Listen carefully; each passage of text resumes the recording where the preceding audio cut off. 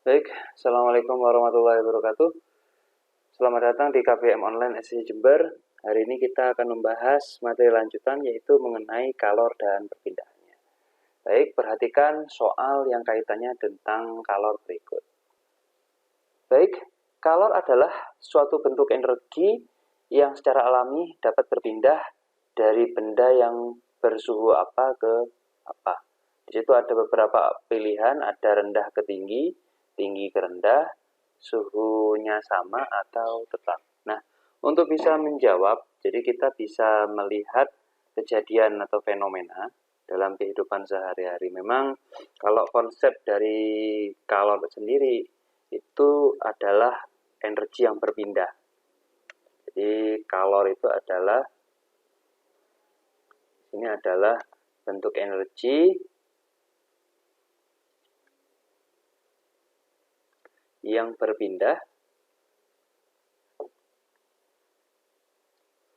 dari dua benda yang disentuhkan. Nah, diinteraksikan atau disentuhkan. Nah, kan sehingga mengalir, merambat oleh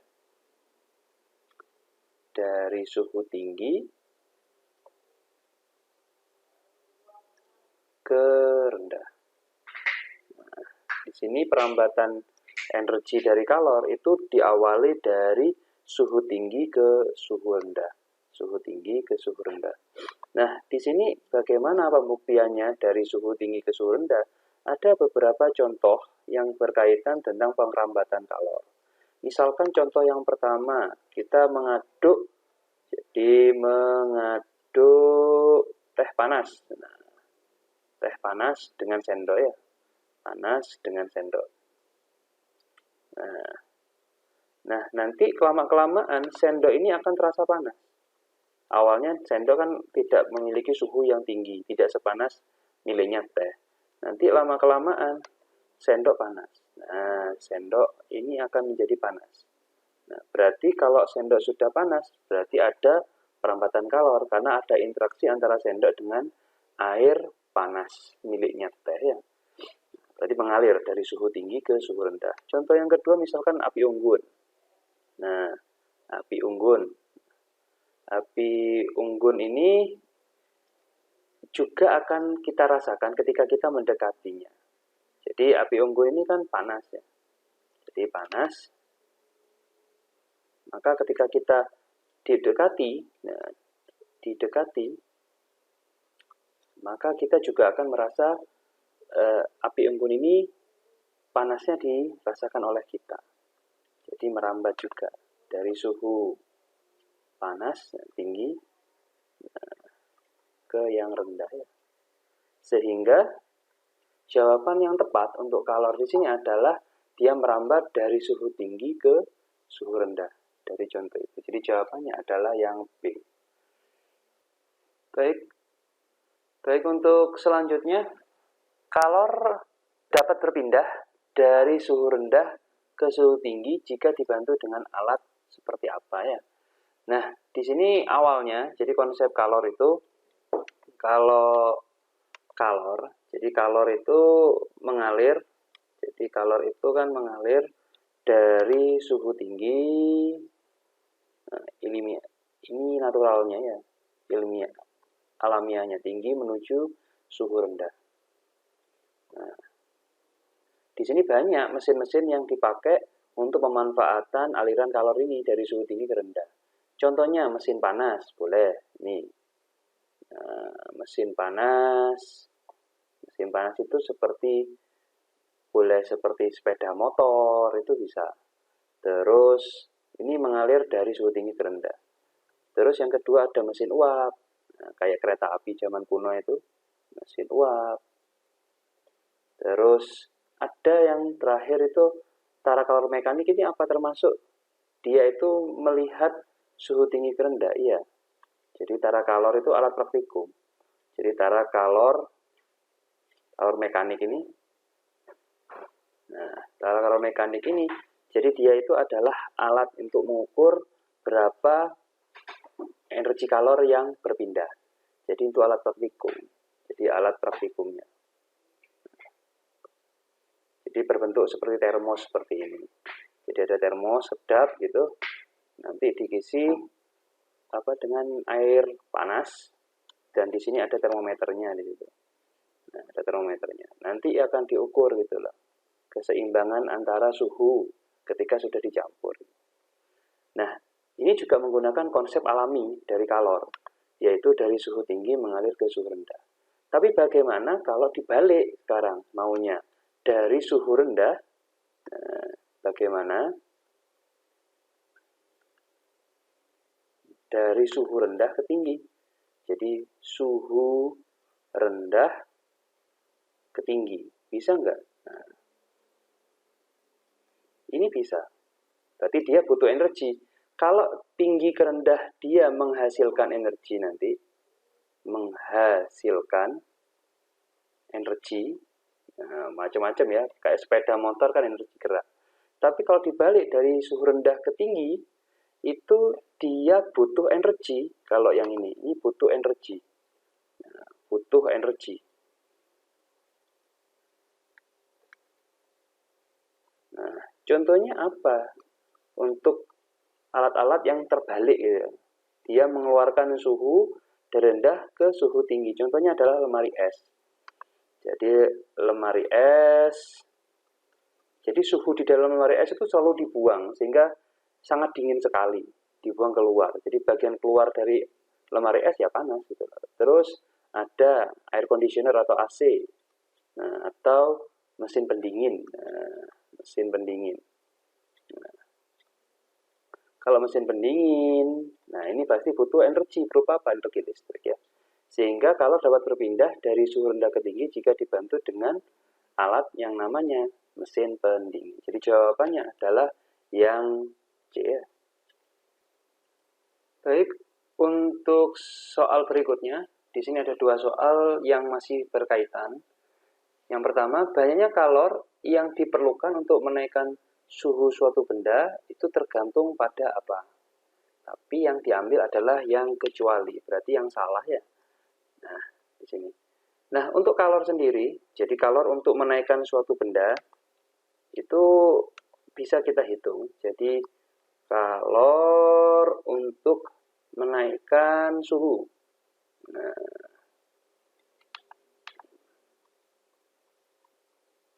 menaikkan suhu benda itu bisa dihitung ya. Jadi kalor untuk menaikkan suhu benda itu contohnya gimana, Mas? Jadi contohnya itu misalkan kita memanaskan air. Memanaskan air gitu ya. Nah, memanaskan air dengan api ya. Nah, dengan api. Nah, api di sini itu adalah kalornya yang digunakan sebagai alat untuk menaikkan suhu air ya. Ini adalah kalornya. Nah, berapa yang kita bisa hitung? Nah, itu bisa dicari. Jadi hasilnya nanti hitungnya seperti ini. Jadi hitungannya seperti ini.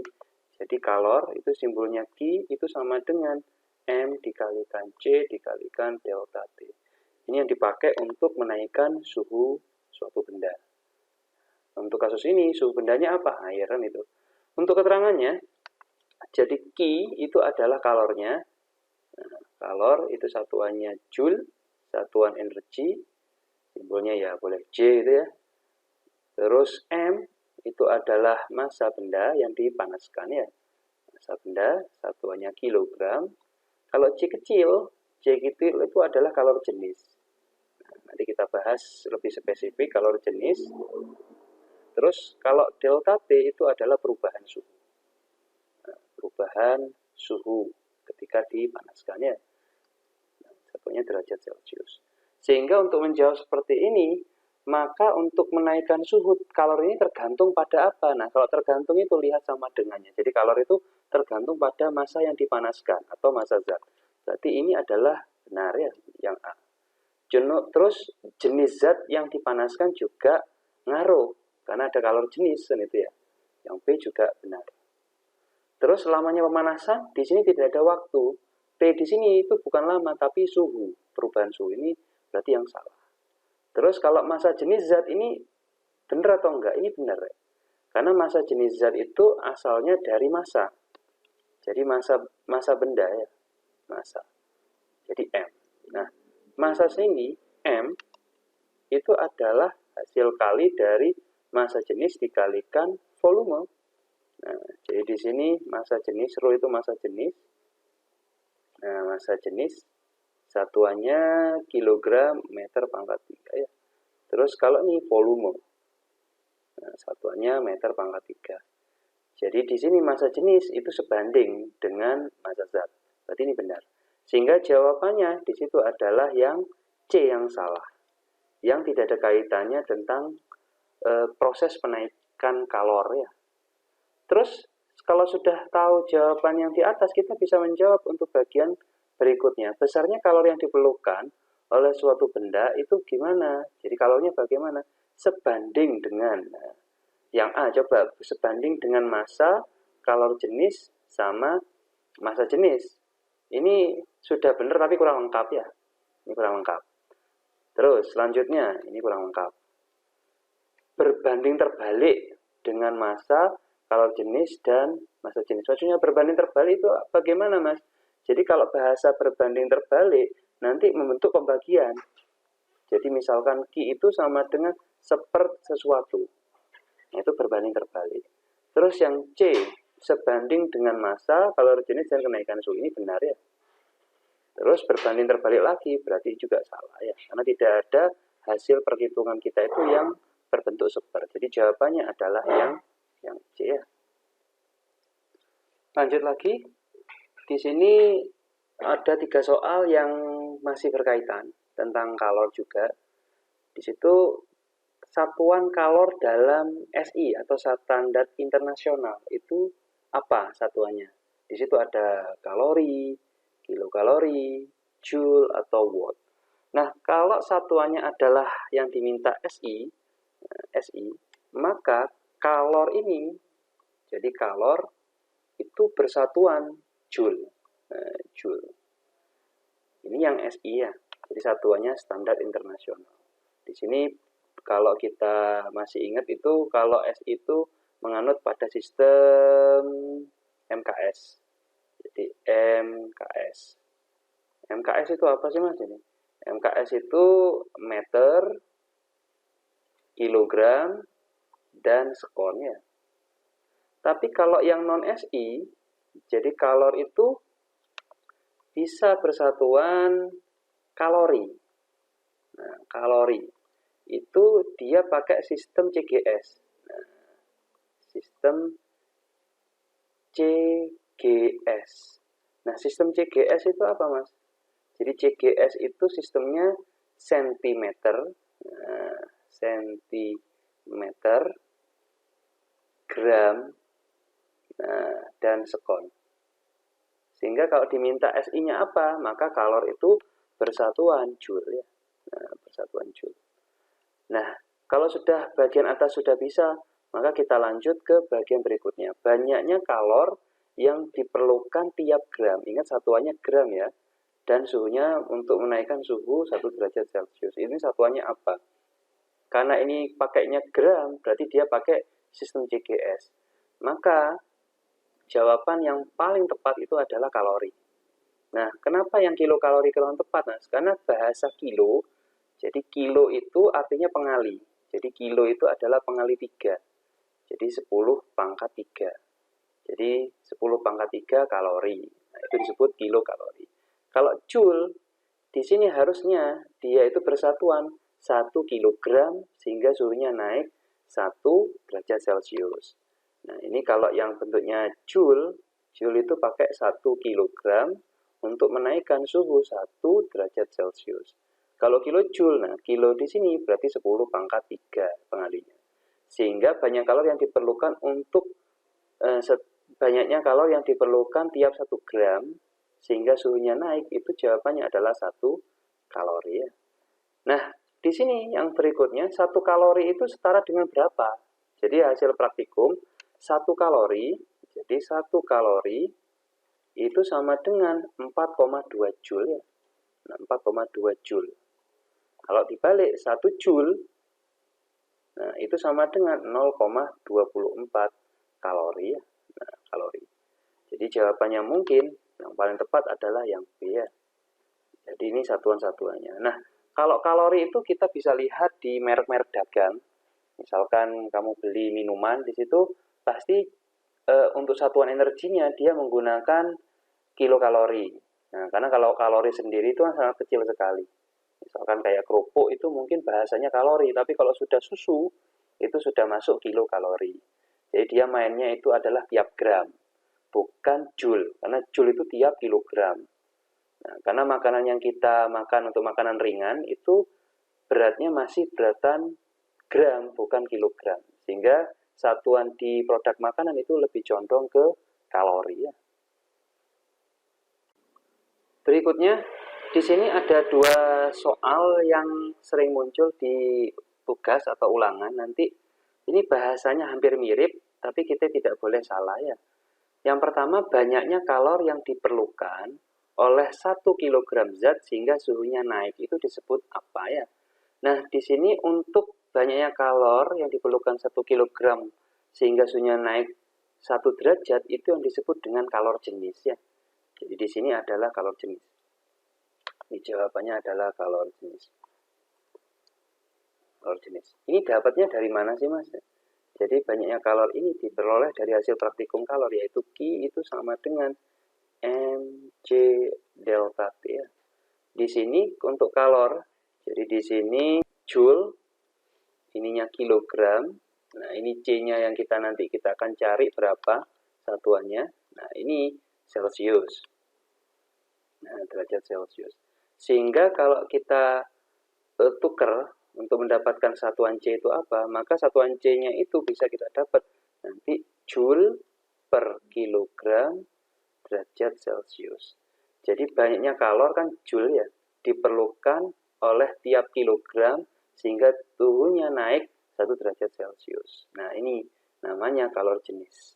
Nah ini kalor jenis.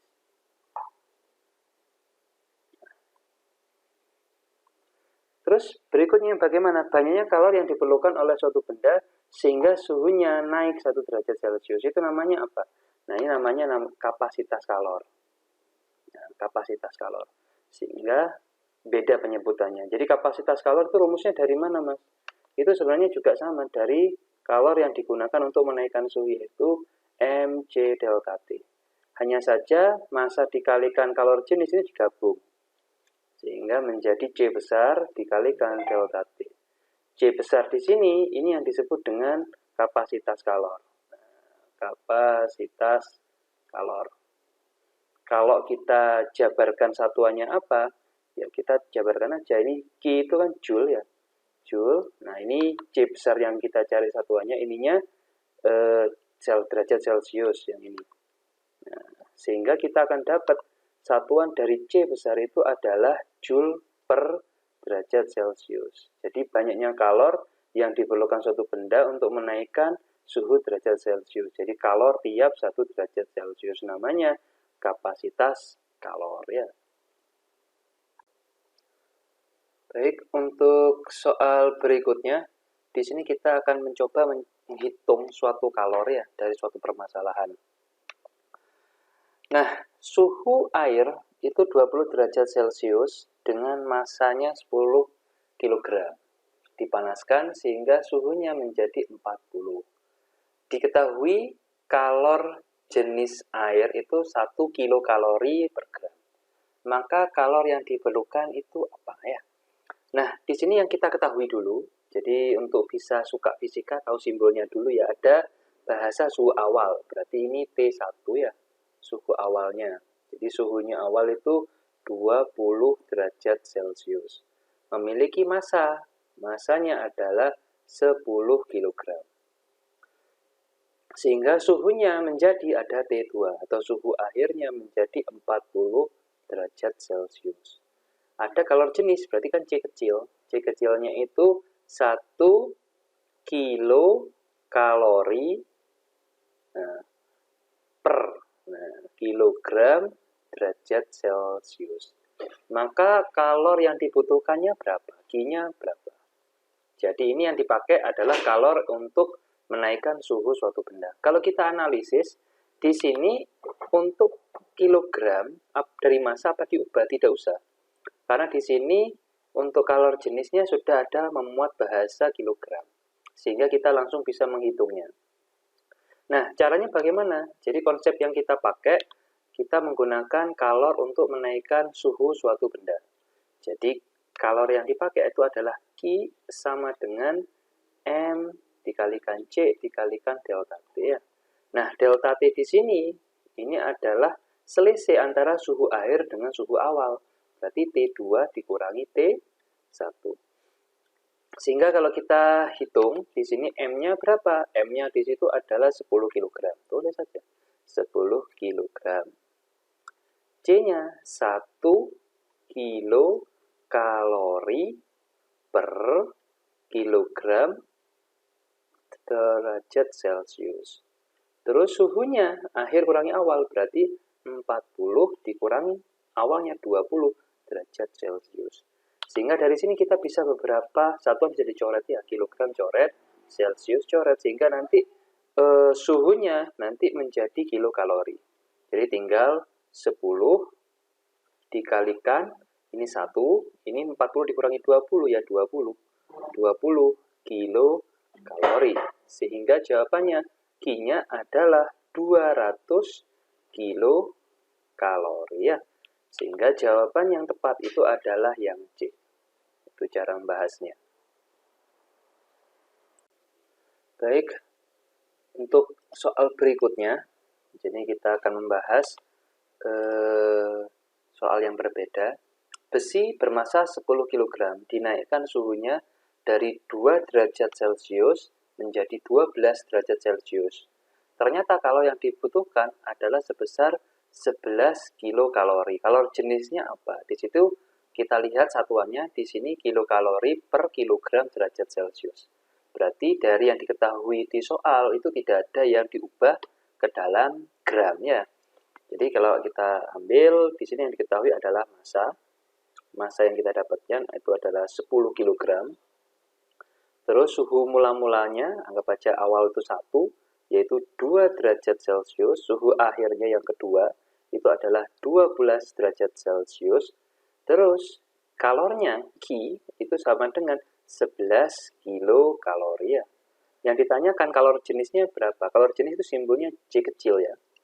Nah, ini juga yang kita gunakan adalah kalor untuk menaikkan suhu benda. Sehingga kalor yang dipakai untuk menaikkan suhu benda itu persamaannya Q itu sama dengan MC delta T ya. Nah, untuk mempermudah, kalau seandainya yang ditanyakan bukan Q, kita bisa menggunakan bantuan, yaitu menggunakan segitiga persamaan ini ya. Nah, jadi ini kita buat garis bantu gini. Jadi di sini diwakili yang atas itu Q. Nah, ini M, ini C, ini delta T ya. Kalau atas dan bawah itu dibagi. Nah, dibagi. Kalau menyamping itu dikali semua. Sehingga kalau misalkan nih disuruh mencari M, maka ditutup bagian M-nya. Jadi kalau mencari M, jadi M-nya itu sama dengan Q dibagi C dikalikan delta T. Kalau mencari C kecil, itu Q dibagi M dikalikan delta T. Terus kalau mencari delta T, itu sama dengan Q dibagi M dikalikan C ya. Jadi dengan cara metode tutup-tutupan dari yang bagian dicari. Nah, jadi dengan menggunakan segitiga itu kita mendapatkan 3 persamaan. Nah, dari soal yang kita cari itu adalah C kecil. Berarti yang kita ambil adalah persamaan yang ini ya, yang kedua. Jadi kita akan menghitungnya. Jadi C kecil itu sama dengan Q dibagi M dikalikan delta suhu ya. Nah, Q-nya di sini berapa? 11. 11 kilokalori. Terus M-nya berapa? 10. Nah, 10 kilogram. Terus perubahan suhunya berapa? Ya tinggal 12 dikurangi 2. Nah, ini derajat Celcius. Sehingga 12 dikurangi 2 ini kan 10 ya. Sehingga C kecilnya berapa? Berarti tinggal 11 dibagi 10, ini 100 dibagi 100 ya. Satuannya di situ kilokalori per kilogram derajat Celcius. Berarti 11 dibagi 100 berarti menjadi 0,11. Nah, 0,11 kilokalori per kilogram derajat Celcius. Sehingga jawabannya adalah yang A ya. Nah, ini. Baik, untuk berikutnya di sini ada 3 soal yang berkaitan, yakni berkaitan dengan perubahan wujud zat. Di situ ada yang pertama, perubahan wujud zat padat menjadi cair disebut apa? Minyak wangi cair tercium harum saat tumpah di lantai. Hal ini merupakan perubahan wujud cair menjadi apa? Terus, energi kalor yang diperlukan untuk zat tidak menaikkan suhu tapi mengubah wujud zat disebut apa? Nah, untuk 3 soal ini, jadi kita membahas itu adalah kalor. Jadi jenis kalor yang berikutnya. Yang pertama dulu, itu kalor untuk menaikkan suhu. Ini yang kedua. Jadi kalor untuk merubah wujud zat. Wujud zat. Nah, kalor yang digunakan untuk merubah wujud zat itu yang disebut dengan kalor laten. Nah, kalor laten. Bahasanya kalor laten ya. Jadi kalor laten di sini yang sering digunakan di beberapa buku itu ada 2 jenis. Ada kalor uap, jadi ada kalor uap. Nah, kalor uap, simbolnya U. Ada juga kalor lebur. Nah, kalor lebur. Lebur ya, simbolnya L. Nah, kalor uap itu dari cair ke gas. Nah, ke gas. Nah, jadi perubahan wujud dari cair ke gas atau sebaliknya. Pasti ada kaitannya tentang kalor uap di sini. Nah, untuk kalor lebur itu dari cair ke padat ya. Jadi perubahan dari cair ke padat atau sebaliknya. Nah, atau sebaliknya. Ini yang disebut dengan kalor laten. Untuk jenjang SMP, untuk kalor laten tidak dibahas. Jadi fokusnya adalah perubahan wujud zat. Nah, berarti kita akan membahas perubahan wujud zat karena ada kalor ya. Jadi perubahan wujud zat adanya dengan kalor ya. Jadi kalor ketika diberikan pada suatu zat kalor ini bisa diserap atau juga dilepas. Nah, nanti memiliki dampak. Jadi kalor itu bisa diserap dan juga yang dilepas. Nah, mengingat kembali ke jenis zat secara umum, zat itu kan ada zat padat, ada zat cair, ada gas. Nah, dari 3 komponen jenis zat ini ketika dia dikenai atau menerima atau melepas kalor, maka mengalami perubahan wujud. Coba kita akan analisa satu persatu. Baik, misalkan saya ambil yang bagian padat ke cair. Jadi kalau padat ke cair, maka ini yang disebut dengan mencair. Jadi padat ke cair itu adalah mencair. Jadi bagian ke sini. Ini adalah mencair.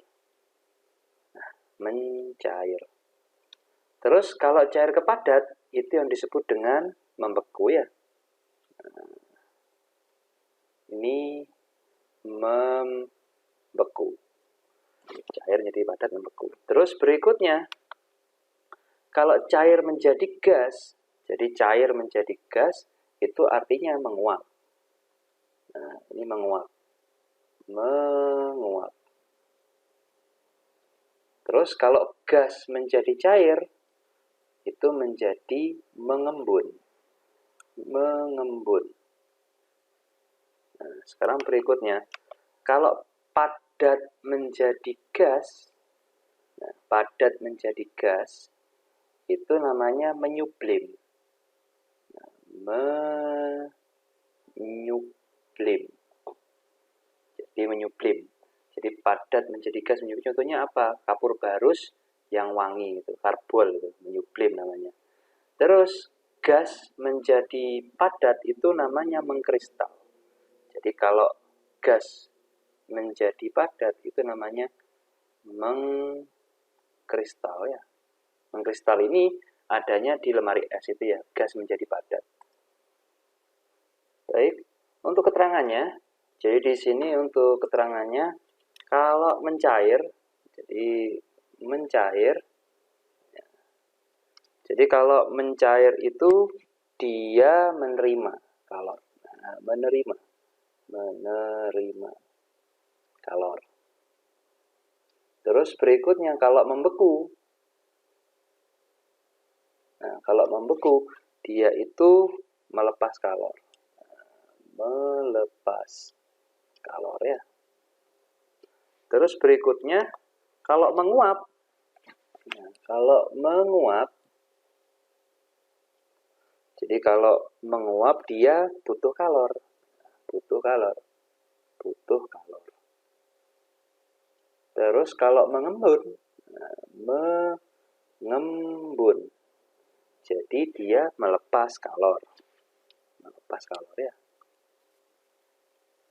Melepas kalor. Terus berikutnya kalau mengkristal. Jadi kalau mengkristal,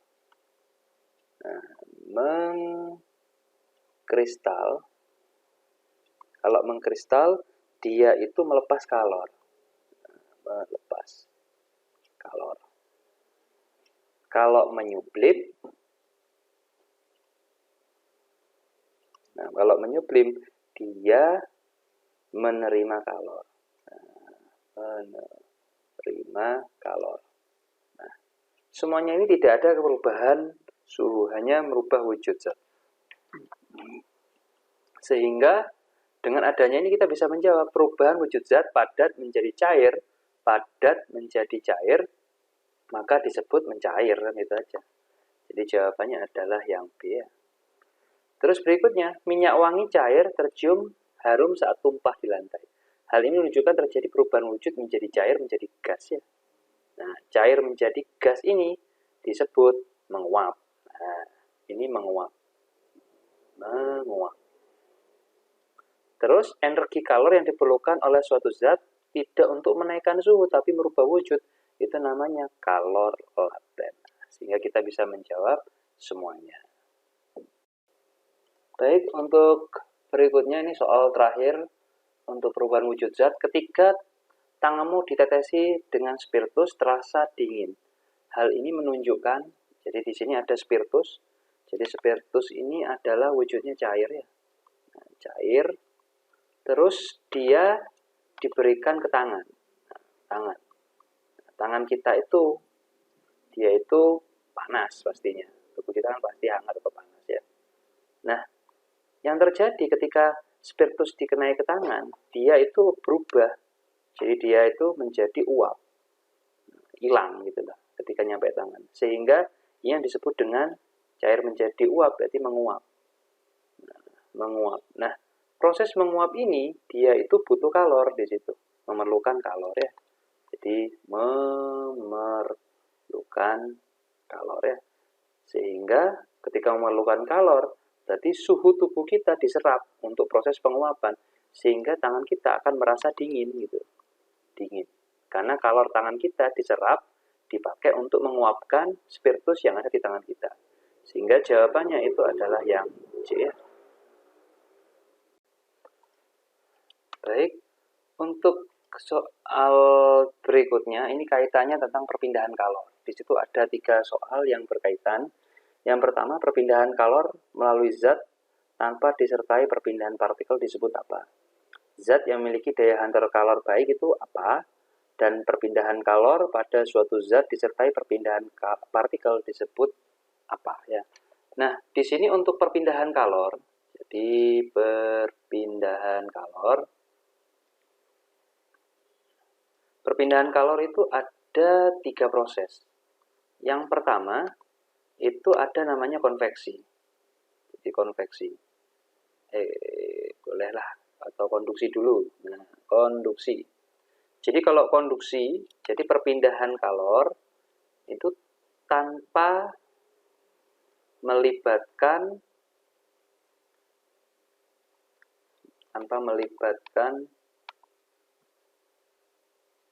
perpindahan partikel. Nah, pindahan partikel. Contohnya seperti apa gitu loh untuk konduksi. Contohnya adalah mengaduk teh panas dengan sendok ya, dengan sendok logam. Maka sendok logam itu akan terasa panas, tapi dia partikelnya tidak bergerak. Karena kalau bergerak sendoknya itu pasti akan gepeng ya. Jadi ada pergeseran. Terus yang kedua, perambatan atau perpindahan kalor itu ada namanya konveksi. Konveksi. Nah, kalau konveksi ini itu melibatkan perpindahan partikel. Melibatkan perpindahan partikel. Jadi partikelnya itu ikut bergerak untuk menyampaikan atau menggerakkan dari kalor. Contohnya apa? Di sini ada namanya angin darat. Nah, nanti ada angin darat dan angin laut. Nah, angin laut. Nah, di situ partikel udaranya bergerak ketika kalor itu merambat. Terus yang ketiga itu ada namanya radiasi. Nah, radiasi. Jadi kalau radiasi ini tidak butuh medium, tidak butuh medium untuk merambat. Contohnya apa? Sinar matahari yang panas itu nyampe ke bumi tanpa butuh medium. Nah, sinar matahari ya. Nah, ini bisa merambat tanpa butuh medium. Sehingga di sini kita bisa menjawab. Jadi perpindahan kalor melalui zat tanpa disertai perpindahan partikel itu disebut dengan konduksi ya. Jadi jawabannya adalah yang C. Nah, zat yang memiliki daya hantar baik itu disebut dengan konduktor. Nah, konduktor. Nah, contohnya kalau ini kaitannya dengan konduksi, jadi kita harus menggunakan sendok logam. Nah, kalau sendok plastik itu bagaimana? Itu namanya isolator. Jadi dia memiliki daya hantar panas yang buruk. Itu isolator namanya. Ini daya hantar buruk ya. Nah, daya hantar buruk. Yang buruk. Itu isolator. Tapi ada manfaatnya. Jadi kalau kita mengaduk air panas dengan plastik, tangan kita ya nggak panas gitu ya. Kalau transistor itu sudah masuk ke komponen listrik ya. Ini nggak ada kaitannya. Apalagi resistor itu hambatan listrik. Jadi nggak ada kaitannya. Terus perpindahan kalor pada suatu zat disertai dengan partikel-partikelnya. Itu disebut dengan konveksi ya. Konveksi. Itu jawaban semua pertanyaan. Baik, untuk berikutnya alat yang digunakan untuk menyelidiki sifat radiasi pada permukaan itu pakai alat apa? Nah, di situ ada termos, ada termoskop diferensial, termometer, sama termostat. Nah, kalau kita lihat bibirnya langsung, kalau termos itu bukan untuk menyelidiki, karena termos itu digunakan untuk menyimpan energi supaya kalor yang ada di dalam air panas itu tidak hilang. Jadi ini bukan termasuk alat yang digunakan untuk menyelidiki sifat radiasi. Ini termos itu bukan. Nah, terus kalau termometer itu digunakan untuk mengukur suhu, itu juga bukan. Tinggal ada dua. Ada termoskop diferensial sama termostat. Kita akan lihat apa perbedaan termoskop diferensial sama termostat. Perhatikan dua gambar ini ya, ada dua gambar. Nah, di sini mana yang dimaksud dengan termoskop diferensial dan termostat? Nah, untuk termoskop diferensial itu yang ditunjukkan di gambar atas ini. Jadi di gambar atas ini, nah ini adalah termoskop diferensial. Nah, ini yang digunakan untuk menyelidiki sifat radiasi. Nah, sifat radiasi. Nah, termoskop diferensial itu menggunakan dua buah bohlam lampu yang dicat dengan beda warna, satunya putih, satunya hitam. Dan bawahnya di sini dikasih sebuah zat cair namanya alkohol. Bisa lihat di situ ya. Yang satu putih, yang satu nanti hitam. Ketika itu dikasih atau ditaruh di dalam di bawah sinar matahari, maka nanti akan muncul pergerakan di bagian pipa U ini. Nah, yang menunjukkan bahwa yang hitam itu adalah penyerap kalor yang bagus. Sedangkan yang putih, dia itu tidak bisa menyerap kalor, hanya memantulkan. Nah, kalau yang termostat itu seperti apa? Termostat itu seperti yang gambar bawah ini. Nah, termostat itu untuk mengukur suhu ruang. Jadi mengatur suhu. Nah, suhu ruang itu adanya di dalam mobil itu ada AC itu, AC yang satu tombol itu yang disebut dengan termostat. Sehingga yang digunakan untuk menyelidiki sifat radiasi itu adalah termoskop diferensial ya. Jadi jawabannya yang B. Nah, sekarang berikutnya. Dinding termos dilapisi perak. Ditujukan untuk apa? Sebenarnya bahasa perak itu dipakai dari hasil praktikum termoskop diferensial. Perak itu identik dengan warna yang berkilauan. Jadi warna perak itu bukan penyerap kalor. Tapi dia adalah pemantul kalor. Jadi pemantul kalor yang bagus. Sehingga ketika termos dilapisi perak di dalamnya, itu digunakan untuk apa? Nah, pastinya untuk mencegah perpindahan kalor. Nah, secara apa? Nah, kalau dilihat di sini, termoskop diferensial itu untuk radiasi, sehingga untuk termos dilapisi perak itu adalah mencegah perpindahan kalor secara radiasi ya. Nah, di sini. Jadi jawabannya adalah yang C.